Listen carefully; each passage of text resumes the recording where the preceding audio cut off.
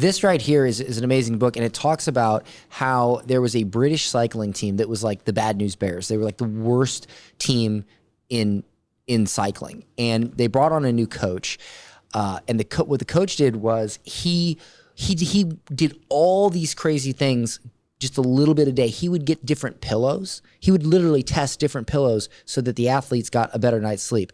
Different helmets that were more aerodynamic, different bike seats so they were more comfortable. I mean, just these tiny little things, little teeny tweaks. And he would just do them constantly. And every single day he'd tweak one thing. And he did this. And I think it was over the course of 1 or 2 years. It worked so well that they ended up winning like 5 Tour de France, whatever. And they won tons of Olympic gold medals, and they became the dominant force in cycling.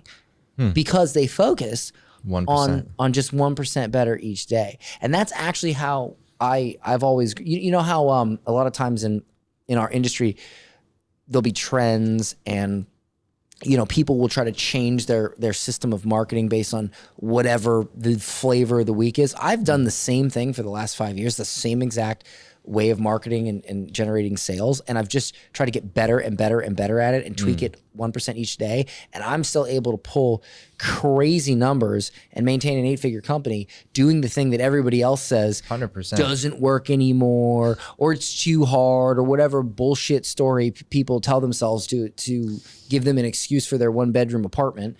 You know, not that there's anything wrong with that, but when you're trying to make money and you're giving yourself excuse after excuse and you're saying, well, you know, it's because this is too hard. It's because there's too much competition. You know, it's because, you know, of all these things, and you never admit the fact that it's because of you not focusing and not getting better at what you do. That's when you deserve that 1-bedroom apartment.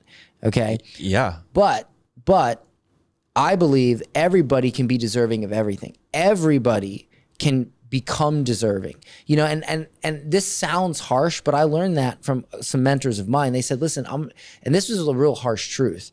I've been fortunate enough to meet 3 billionaires in my life. And one of them, well, I've actually, all 3 of them have given me some very similar advice, but one of them gave me a different perspective. It was a little harsh. It was a little hard to swallow because at the time I was poor and I had that 1-bedroom apartment. And, he said, listen, here's the deal. If you don't have a nice house, if you don't have a nice car, if you don't have a nice life, it's because you don't deserve it.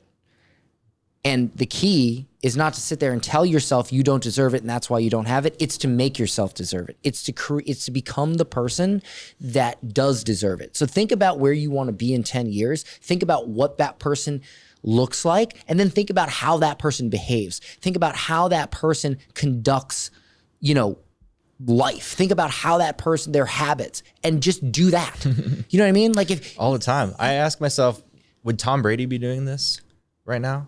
Right. Like all the time. It's usually Tom Brady. I don't know why. Just crazy discipline. Well, because I mean, it's Tom Brady, bro. Yeah.